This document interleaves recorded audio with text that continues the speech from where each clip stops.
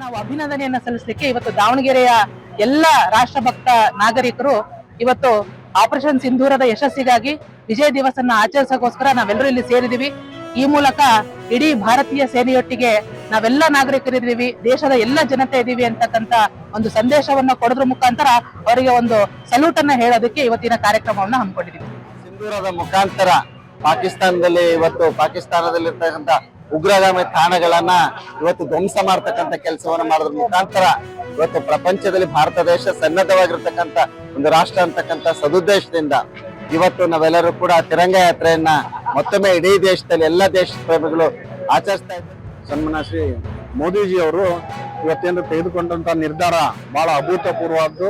ಇಂಥ ನಿರ್ಧಾರಗಳನ್ನ ಮುಂದಿನ ಹೆಚ್ಚಿಗೆ ತೆಗೆದುಕೊಳ್ಳಿ ಅಂತೇಳಿ ನಾನು ಆಶಿಸುತ್ತಾ ನಮ್ಮ ವೀರ ಯೋಧರಿಗೆ ನನ್ನ ನಮಸ್ಕಾರ ಮತ್ತು ಅವರಿಗೆ ಸ್ಫೂರ್ತಿಯನ್ನು ಕೊಡುವಂತಾಗಲಿ ಅಂತೇಳಿ ನಮ್ಮೆಲ್ಲ ಯುವಕರು